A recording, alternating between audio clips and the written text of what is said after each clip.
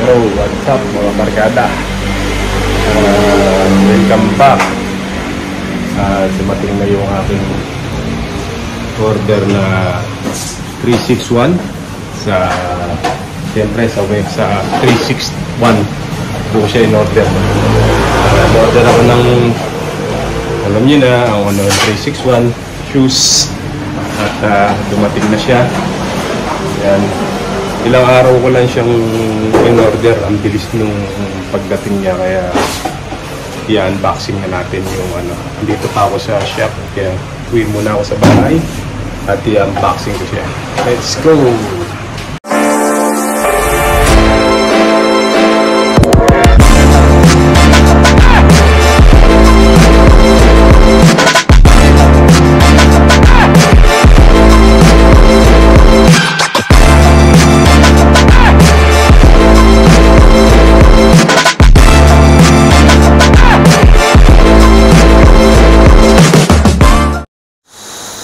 Yun, mga barkada, nandito na tayo sa bahay at nandito na rin yung aking in-order na 360 degree na shoes. At i-unboxing natin. Tingnan natin kung maganda yung shoes na aking in-order. Actually mga barkada, itong 360 na to, from China. China made siya, kagaya ng mga Anta, Li-Ning, ganyan. Try natin na gumamit ng 360 degree. Bali mga barkada, itong 360 na shoes na tong binili ko, ang nagsusuot sa NBA na to ay si Aaron Gordon. Ayan, 360 degree. Ayan, siya ang nagsusuot ng shoes na to. Actually mga barkada, nung mga binili ko tong shoes na to, hindi ko alam kung sinong NBA player o ano na nagsusuot na to. Kaya nung mabili ko na siya, nung ma-order ko na, kasi nga sale, hinabol ko yung sale, 50%. Kaya nung binili ko, nagulat ako. Big 3, si Aaron Gordon pala ang nagsusuot na to. Ayan oh, meron siyang arrow. Tapos Big 3 yung ano niya. Pinaka ano na yan. Yan yung size niya. Ayan, 10.5 yung in-order kong size. Kasi sa Nike 11 ako. Minsan sa Jordan 11 din. Kaya lang ito kasi nakita ko parang ano yung size niya, kaya 10.5 yung kinuha kong size. Ayan, 10.5 siya. At ayan, meron siyang Big 3 na nakalagay. Yung box niya, nakita ko sa mga review, okay naman. Ayan, legit naman yung pagkaka-order natin. Ayan, at silipin natin yung ating binili. Ayan, meron din siyang nakalagay na ano sa kanya, na Big 3 yung ano niya. Ayan na mga barkada, excited na ako sa aking in-order. Yun mga barkada, ayan, kulay pink yung aking shoes. Ayan o, 10.5. Kita natin, 10.5 yung ano niya, size. At ayan, grabe mga barkada, maganda. Ang ganda nung quality nung shoes na to. Ngayon lang ako mag-shoes ng ganito, pero masasabi ko na quality yung ano niya, yung ginamit sa kanyang ano, mga materials. Ang ganda nung shoes. Mukhang magiging komportable sa paa ko kasi low cut yung shoes na to. Ayan, may Big 3 pa siya sa likod. Parang style Kobe yung likod niya at yung ilalim. Ayan, tingnan nyo yung ilalim. Ayan o, ano siya, parang plastic yung ilalim niya. Tapos yung gilid dito, ang ganda. Talagang Napakawawaw ako. Sabi ko na lang ay wow. Dito sa nabili kong shoes. Ayan, meron din siyang nakalagay na Big 3. At yung ilalim niya maganda, mukhang makapit.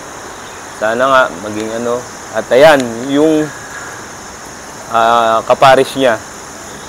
Actually, mga barkada, ayan, meron din siyang dyan sa hindi yan ayan, may Big 3 din siya. Hindi siya nagkamali lang ng size. Talagang ng color. Talagang yung kulay niya ay magkaiba. Yung kulay, ayan. Magkaiba yung kulay niya. At meron din siyang yung gilid, yung 3. Ayan, yung nakalagay na 3. Yan ang pinaka niya, design niya. Tapos yung gilid, quality, yung pagkakagawa. Yung ayan naka embroider ba yon, yung naka siya. Pag sinalat mo yung Big 3 niya. Ayan. 10.5 talaga. Kala ko iba yung naibigay, kaya check muna. Ayan, magkaiba siya, mga barkada. Yung shoes na nabili ko ay magkaiba. Magkaiba siya ng kulay. Yung isa ay blue, isa ay purple. Combination ng blue and not purple, pink. Yan. Yan ang combination niya. Hindi ako nagkakamali, hindi rin sila nagkamali ng pinadala sa akin. Talagang ganyan yung kulay niya. Magkaiba. Kaya yan yung style niya. Parang Kobe din dati yan. Ang Kobe naglabas din ng ganyan na magkaiba yung kulay. Yan ang uso na raw ngayon nauuso yung mga makulay na shoes ng mga ngayon, mga nagba-basketball. Kaya makikiuso tayo ngayon. Kalimutan muna natin kung ano sa edad natin. Maging bagets muna tayo ngayon. Uso-uso muna tayo dyan sa mga batang naglalaro.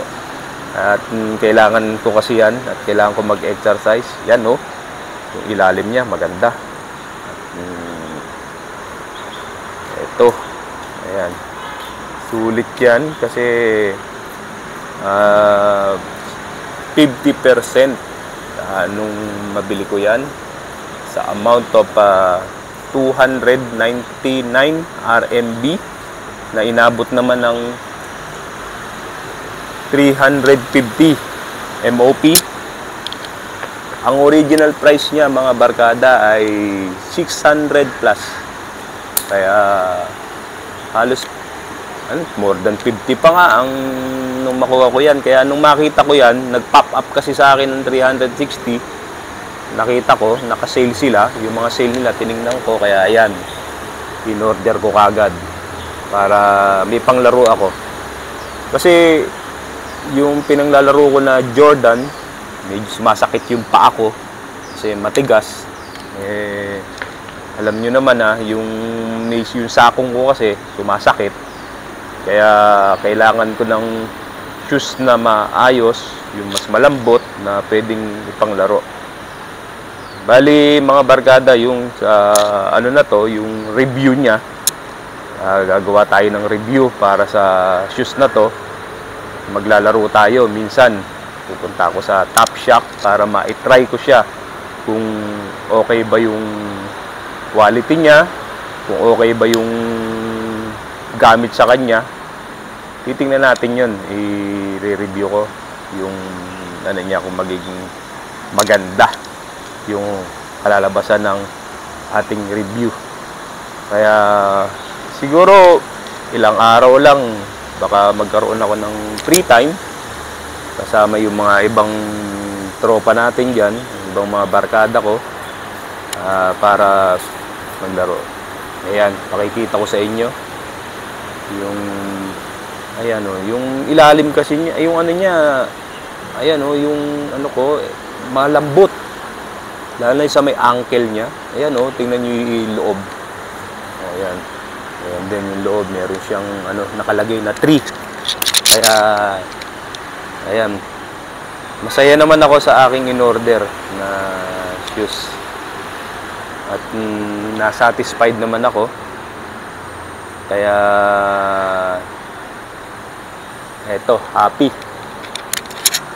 Sigana maging makasundo ng pa ako yung anuhin ko na to, yung shoes ko na to.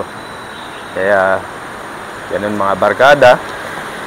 At ayan, makikita ko sa inyo